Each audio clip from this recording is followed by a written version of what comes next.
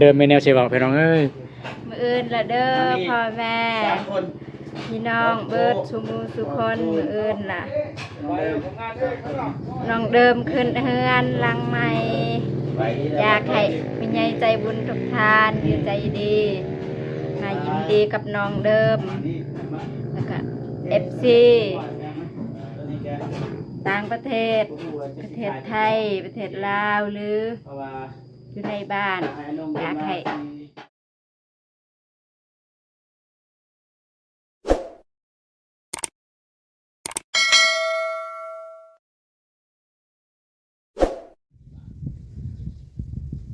กราบทักทายสบายดีเด้อสบายดีพ่อแม่พี่น้องบัดสุขสุขคนและผู้ใหญ่ใจบุญทุกท่านเนาะไม่ว่าอยู่ภายในหรือต่างประเทศยินดีต้อนรับ2อาตูนชาแนลพี่น้องเนาะ EP นี้ก็มาต่อทาสีพี่น้องเลยเพราะว่ามือก้อนๆเนี่ยทางทีมงานเราได้มาทาสีแต่ยังไม่ทันแล้วเทื่อแล้วก็ได้ทาแต่รอบเดียวอันนี้ก็สิทารอบ2อีกหรือแบบบอลใดยังไม่ทันได้ทาก็จะได้ทาเติมพี่น้องเนาะวันนี้ก็มาทีมงานกับครบทีมพี่น้อง4คนเบาโกเบานงเบาเจ็บแล้วก็เบาตูนพี่น้องไว้เนาะโอเคครับเป็นจังได๋ก็ไปรับชมไปเบิ่งนํกันเลยว่าการทาสีของเฮือนน้องเดิมเนาะเพื่อเป็นการต้อนรับในการขึ้นเฮือนใหม่มื้ออื่นนี่แหละพี่น้องเนาะย่านว่ามันสิบ่ทันถ้ามันบ่ทันเฮาก็มาทาอีกก็หลังจากที่ขึ้นเฮือนใหม่เรียบร้อยแล้วเฮามาทาอีกพี่น้องเนาะโอเคไปจะได้ก็ไปเบิ่งนํกันเลยไปเนาะก็ตัดภาพมาที่เฮือนน้องเดิมเลยพี่น้องเนาะตอนนี้ก็ ทางทีมงานเฮาก็ได้ปฏิบัติแล้วลงมือแล้วในทางเบาโก้เบาเจ็บเนาะแต่ว่าครูที่วานที่สุดที่คักที่สุดเลยนี่เบาเจ็บเนี่ยทาสีใส่น้องเดิมจับก้องพี่น้องสงสัยนี่จะเป็นเป็นมือกองในอนาคตแล้วนี่คิดว่าเนาะ กะไอ้เบานงก็กำลังสอนน้องเด่นวิธีการเฮ็ด YouTube เพิ่นว่าเนาะก็ไม่แต่ว่าฝากนำเบานงเพราะว่าเพิ่นก็ประสบการณ์หลายแน่ทางทีมงานเฮาก็เบานงและประสบการณ์หลายในฮู้แน่เนาะก็คือทางเบาตูนเองก็หากันมาเฮ็ดเพิ่นเอามาเฮ็ดปีนี้แหละปี2025นี่แหละเบาตูนเริ่มเฮ็ดประมาณปีสองประมาณแต่เดือนหนึงเพิ่นว่าแต่ว่า2บ่ผ่านในเดือนหนึงฮะก็เลยมาเฮ็ดก็เลยมานะเปลี่ยนซองใหม่เป็นซองของอาตูนชาแนลเพิ่นว่าเนาะบ่าวเจ็บก็มีกำลังใจแล้วเนาะมีผู้สาวมาถ่ายคลิปให้ทาสีเดี๋ยวจังนั้นบ่าวตูนนี่สิขึ้นไปทาสีเพิ่นว่าเนาะก็เปลี่ยนกันพี่น้องเนาะเอามาว่ากันพี่น้องไปทักทายทีมงานเลยแล้วก็น้องเดิมพี่น้องเนาะเอาสบายดีบ่าวเจ็บสบายดี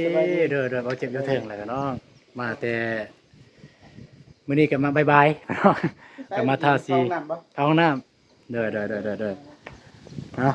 สบายดีน้องเด้อเด้อ ไอ้ตูนสบายดี จังได้เฮือนใหม่แล้วนี่ ดีใจ ได้วันนี้ไม่ได้ด้นแล้วนะนี่แต่วันนี้เมื่อวานนี้ทางทีมงานเฮามาปูให้สวัสดีบ่าวกูสวัสดีเด้อเบิ่งทีมงานทาสีเพิ่นเอาเว้ยอย่าให้สีทาสางเด้ออย่าให้สีทาสางเด้อเนาะเอาว่าบนใดมันบ่งามตัดเนาะบ่าวกู บนใดบ่ กับ งาม ตูนอัปเดตเบิ่งบ่าวกูเป็นเฮ็ดจังใดเนาะทางบ่ตูนเองก็ งามบ่ บ่สู้เป็นปานใดเว้าเรื่องอันนี้เนาะพี่น้องเอ้ย นี่นะบ่โกนท่างามบ่ เด้อไอ้ตูนไอ้เจ็บตูน ว้า ตูนเด้ เกือบสิบ่มีไอ้ตูนเลย แม่น เกือบจะบ่ได้ยินเลยพอมาเจอมังยาแล้วได้ยิน แม่น นั้นมาเฮามีกำลังใจอะไรหยังบ่ทัน ยังบ่ทันมี นี่นะน้องเดิมตูนไก่ไก่ ปื้ เดิมอยู่ใกล้ๆ กัน เนาะ มาแซวเลย เดิม บ่ลายหัวเจ็บหายได้จังหน่อย เดิม ลายวันเปลี่ยนแต่ใจน้องเดิมไม่เคยเปลี่ยนไปฟ้าและ ใจน้ำเท่าไรมันเปลี่ยนผ่านบ้าเก็บเหมือนเดิมทุกวันแต่ใจเดิม เปลี่ยนบ่เบาโก อ้ายนี่ยังฮะ เปลี่ยนบ่ มา โอเคมาเนาะพี่น้องเอ้ยทางทีมงานเฮาก็เปลี่ยนกันจับเปลี่ยนกันเฮ็ดเปลี่ยนกันถ่าย โดย ได้เอามา เอาจังได้ เอ แก่ อ แผ่นบอตูนใหญ่ซีท่าช้างกันแล้วกัน โอเคได้เอาเอ้ยประตูเนี่ยมาเคินว่ามาสืบต่อแต่ว่าอันนั้นนะฟาดนี่น่าจะบ่ทันในมื้อนี้คิดว่านะอย่ามันคำก่อนพี่น้องเอ้ยแต่อยากให้มันทันนี่แหละ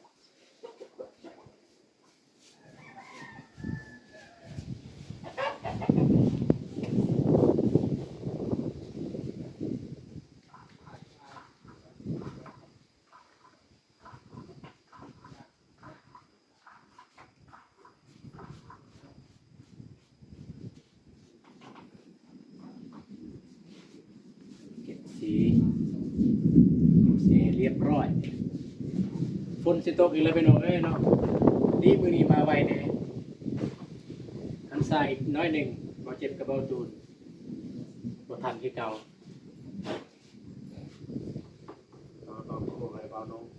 กะอยากมาก่อนแน่ว่าบ้านไกลแน่พี่น้องเนาะบ่เจ็บกับเบาตูนกับบ้านไกลบ่โก้กับบ้านไกลแต่ว่าได้มานอนอยู่ท่าแตงแม่นบ่บ่โก้บ่โก้มานอนท่าแตงกับบ้านไกล จะได้ยินเสียงบ่เด้บอตูนเลยลมพัดเร็วอยู่นี่ ได้ยินเสียงขอโทษขออภัยดำเนินพี่น้องเอ้ยอย่าว่ากันเด้อว่าบ่มีใหม่แน่ใส่โทรศัพท์ไอ้นงมาถ่ายให้เก่าล่ะส่วนประมาณนับแต่ไอ้เบานงเพิ่นมีโทรศัพท์ใหม่พอตูนเพิ่นมาใส่โทรศัพท์เราโทรศัพท์เก่าเรา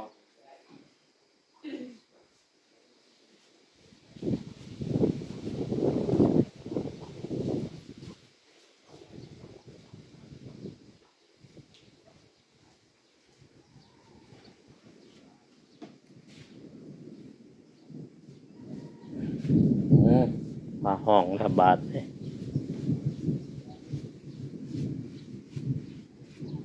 แล้วคลิปของเบาตูนนี่บ่เป็นหยังเนาะแล้วก็อยากสมมุติว่าจับกล้องนี่ก็อยากเว้าก็เว้าเลยอธิบายเลยเพื่อมันเกิดว่าเสริมบรรยากาศเสียสีสัน ในภาพอันนั้นให้มันมีภาพบรรยาย ทั้งสองคนนาผู้ยังอยู่สองคนพุ่นนี่บ่เห็นน้องเดิมกับเบาเจ็บปากมิด เงียบกิ๊บทางนั้นบ่มีเสียงเลย คันบ่เบิ่งเนี่ยบ่ฮู้ว่ามีคนเนาะ งามบัดนี่สิงามแล้วบัดเหลือมะๆเลยเพื่อนน้องเดิมนะ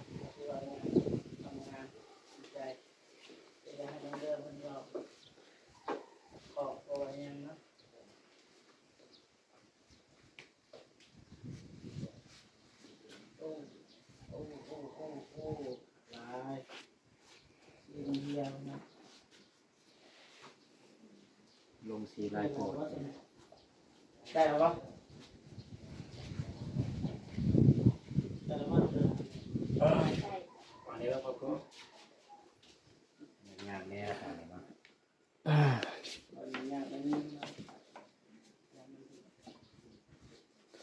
จิบออกมาได้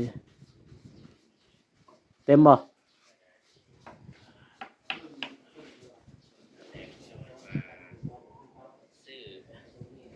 โอ้ยน้องเดิมกับน้องเด่นเนาะพี่น้องเนาะตูนเบิ่งนี่อยู่งัวนี่เห็นบ่ เป็นหยังถึกสีว่ะ เออ โอ้ไปหน่อยบ่าวกูถึกไปตำสีเบิ่งนะ เห็นบ่ เห็นอยู่หน่อยหนึง น้อยหนึงบ่ บ่ลาย บ่ได้บ่ บ่ลาย ไปเตาะใส่สีกำลังกลมเอาโทรศัพท์โอ้บ่ไหลจะได้ แต่ว่ามื้ออื่นเราก็วางแผนเรียบร้อยแล้วเนาะทางไอ้เบานงเพิ่นก็รอท่าต้อนรับ แล้วก็บางทามานำกันมาพร้อมกันกับวาทิมทองเลยแต่ว่าเบาเจ็บเบาตูนเบาโก้ถาบกคาเขาก็นำหน้ามาก่อนเลยเผื่อว่ามาซอยเวียกซอยงานคนน้องเดิมน้องเด่นมาตอนหับเขาก็เป็นเจ้าภาพคนหนึ่งนี่แหละมาตอนหับแขกตอนสับสนในกรณีว่าเขามาแล้วแบบว่ามีแบบว่าคนที่มาเฮ็ดซอยน้องเดิมไล่เขาก็สิมีเวลาได้อัปเดตให้พ่อแม่ได้เบิ่งถ้าบ่มีก็เป็นต้องไปเฮ็ดเวียก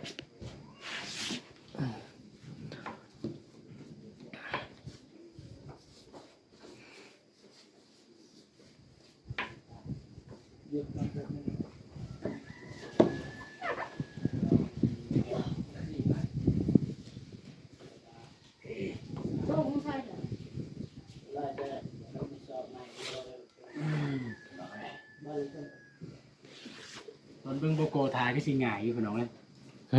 เอาตูนมาทาเองยากชิบหายเลย ธรรมดาบาตูนบ่มีอันใดง่ายที่สุด ต้องอาศัยการหินหูเนาะ สีติดผมอะไรไปเนี่ย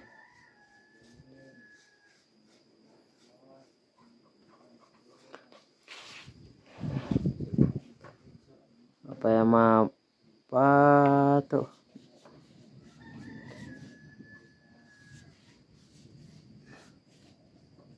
เรื่องเก็บบาดนี่เงินน้องเดิม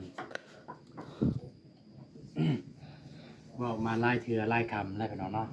เงินน้องเดิมนะหนึ่งในลาวไตเลยหนึ่งในลาวไตเลยที่ เป็นเฮือนของอิปซีเป็นเฮือนของผู้ใหญ่ใจบุญ แม่ หนึ่งในลาวไตเลยก็ร่างที่สองเราเป็นของไอ้บอสของไอ้น้อยปากของไอ้น้อยในการประหยัดปันไดเอาเรื่องโคมงามเหมือนของน้องเดิมเลยแหละคิดว่าเด้อเท่าที่ติดตามโซเชียลมาเบิ่ง YouTube มา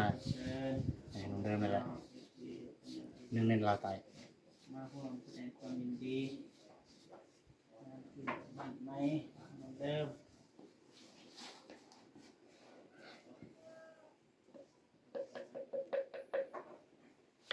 งานต่างประเทศประเทศ อ่ะ ไทย บาตูนเพิ่นก็ ฝั่งลา ต่ ว ออะไร ลาวคือ ต่ออะไรเด้บาตูนเฮายังกะสิแล้วแล้วเนาะพักเบิ่งลุม ดีกับน้องเดิมยินดีต้อนรับเบิกสู่สุขเด้อ ดีแค่นั้นเลย เดี๋ยวได้พอไหมวะได้นั่งตรงนี้ได้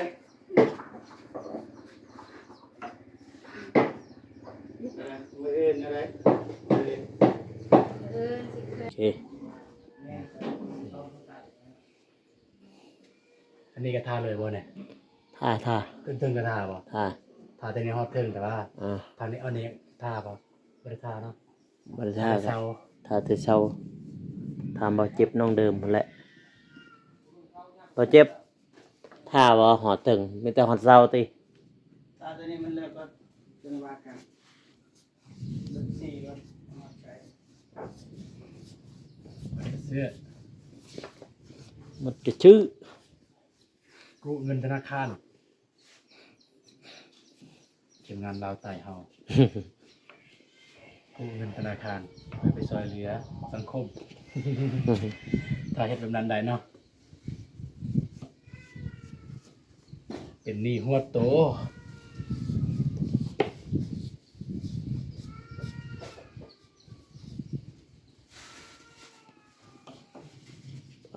ใหญ่สีทาสางเด้อ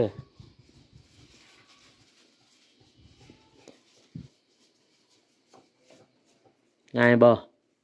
มาตูดง่ายบ่ ง่ายอยู่ก็บ่ง่ายแล้วก็บ่ยาก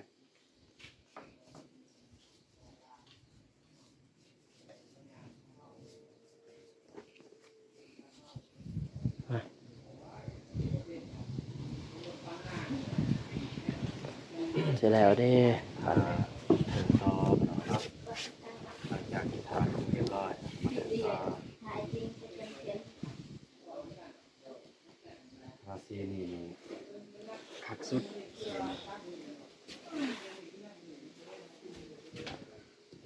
ป้า นั่นแหละวะเนี่ย เด้แหละเลย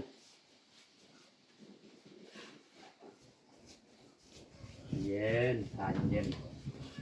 ต้องเสียงแบบแน่เสียงมันชิย้อยถ้าใส่ลายมันชิย้อย เนาะ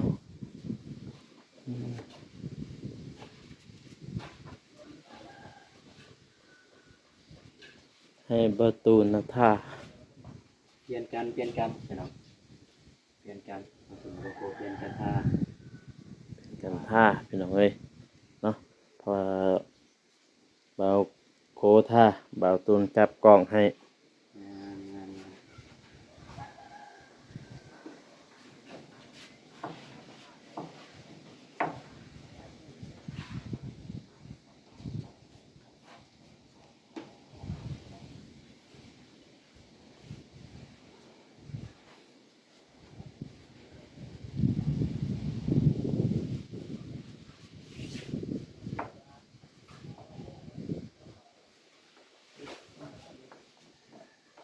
ถ่ายบ่ถ่ายใช่เราเขากล่องนำน้องเดิมงามเบา หยุดก่อนเดี๋ยวนี้เนาะก็เป็นทีเรียบร้อยพี่น้องแต่ว่ายังบ่ทันสำเร็จปานใดเพราะว่าสีเขาคือสิบ่พอคิดว่าเนาะนี่ก็คิดสิว่าสิบ่พอเพราะว่าตามแผนทีมงานเฮาเนี่ยมันต้องสีเสาเนี่ยมันต้องได้ทาเลยเพราะว่าแต่เสาใหญ่หรือเสาน้อยหั่นต้องได้ทาเป็นสีสเล็กเอาแม่นว่าจะตามแผนนะก็เบิ่งสีแต่ว่าสีเฮาก็สิเบิดแล้วเด็กก็เบาโกทานี่ระวังเด้อเบาโกนี่เด้อมันสิย้อยเนาะไปหาน้องเดิมทาสีเพิ่นเอาเนาะสบายดีเด้อน้องเดิมสบายดีเด้อโดย สบายดีเด้อไอ้ตูนส โด บาย ย โด ดี ย เด้อผู้ใหญ่ใจบุญทุกท่าน โดยสบาย เฮ็ดเล ดี ย สบายดีเอฟซีน้ำเบิดสมูสุคน โดยเฮ็ดโอ้ยสิว่าจังไดเนาะน้องเดิมเนี่ยแบบว่าถ้าไปยิ้มไปเข้าใจความรู้สึกเลยแบบว่าสิแม่นว่าแบบดีใจอะเนาะ มื้ออื่นมื้ออื่นแล้วเนาะขึ้นเฮือนใหม่เนาะ โดย อ๋อเนาะมื้อเฮือนใหม่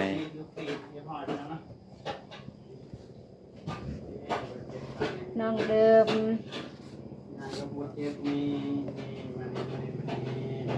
นี่หยังสิเว้าหยังเอาน้องเดิมมีแนวสิเว้าพี่น้องเอ้ย มื้ออื่นละเด้อพ่อแม่ 3 คน พี่น้องเบิดสมูสุคนมื้ออื่นล่ะน้องเดิมขึ้นเฮือนหลังใหม่อยากให้มีใหญ่ใจบุญทุกท่านอยู่ใจดีมายินดีกับน้องเดิมแล้วก็ FC ต่างประเทศ ประเทศไทย ประเทศลาวหรืออยู่ในบ้าน อยากให้ FC ทุกคน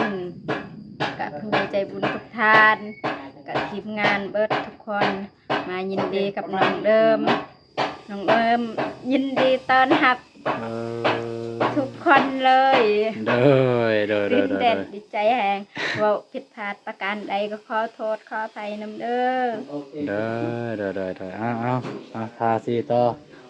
นะทางน้องก็บอกว่าน้องอยากทาเองว่าซั่นเนาะเมื่อกี้ในเบาตูนทาว่าไอ้ตูนน้องขอทาได้ทาซั่น ว่าอยากทาเองอยากเบิ่งเองเพราะว่าเฮือนตัวเองอะนะนี่สิแนะนำเด้อแล้วเฮือนซานนี่บ่ให้เอาผ้าที่เปื้อนที่เปื้อนมาเกาะไว้เขตนี้เห็นบ่มาเกาะไว้เขตนี้บ่ให้เปื้อนต้องมั่นเซ็ตเพราะว่าน้องจะบ่ฮู้ว่าทีมงานสิมามื้อใดมาถ่ายน้องถ้าผิดพลาดในแม้สมมุติว่าทีมงานมาถ่ายปุ๊บเอ้าเห็นเปื้อนจังซั่น FC สิเว้าอีกโอ้น้องเดิมเนี่ยบ่อนามัยเฮือน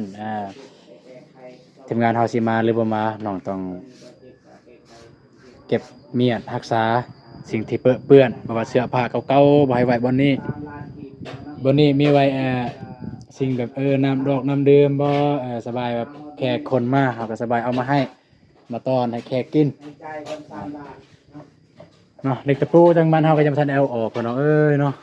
นี่หรือว่าไว้จังซี่เลยบ่สบายน้องเดิมเกาะบ่คันว่าจังซี่เนี่ยน้องเดิมสิเกาะเสื้อเพิ่นเนาะเป๊บเกาะเสื้อจังได๋มันก็เปื้อนอีกบัดนี้ ยังเรือต้องลายว่า ทางซีเฮาก็คิดว่าบ่ได้หยุดเพียงเท่านี้เนาะพี่น้องเนาะแต่ว่ามื้ออื่นเนี่ยก็ขึ้นแล้วเฮือนใหม่มื้ออื่นก็ทางทีมงานเฮาก็จะสิแม่นจะได้โจะเรื่องการทาสีได้โจะก่อนเพราะว่ามันบ่ทันแล้วมื้ออื่นเนาะขึ้นเฮือนคิดว่าหลังจากน้องเดิมขึ้นเฮือนใหม่แล้วทีมงานเฮาจะได้มาซ้ำอีกให้มันแล้วพี่น้องเนาะ แล้วก็เบิ่งมีแผนต่อไปบ่นะเรื่องการเทพื้นนี่ก็ยังบ่แน่ชัดเทื่อพี่น้องเอ้ยเนาะแต่ว่าติดตามเบิ่งต่อไปเรื่องการเทพื้นนี่เนาะคลิปนี้ก็สิให้น้องเดิมจบคลิปพี่น้องเอ้ยเนาะก็แทนได้อยู่กับน้องก็สิให้น้องเดิมจบคลิปเลยแล้วก็อยากให้น้องเดิมฝากบอก FC ฝากติดตาม2เบาตูน2น้อยๆเนาะตอนนี้ติดตามประมาณ 6,000 ปลายของ2เบาตูนเด้อ 6,000 ปลายฝาก FC ติดตาม2เบาตูนแล้วก็ฝากเบิ่งแหน่แล้วก็บ่ให้กดข้ามโฆษณาโฆษณาเพราะว่าเบาตูนก็กำลังได้เก็บเหรียญแล้วแต่ว่ายังบ่ทันได้เงินเทื่อพี่น้องเนาะยังบ่ทันได้เงินนะมีแต่เก็บเหรียญซื่อๆพี่น้องเอาให้น้องฝากให้อ่านนั่นเด้อ คลิปนี้ก็ขอขอบใจทางไอ้ตูนไอ้โกไอ้เจ็บที่มาซอยทาสีน้องเดิมเด้อ เด้อ ใจหลายๆคลิปนี้ก็บ่มีหยังหลายเนาะสิมาจบเพียงเท่านี้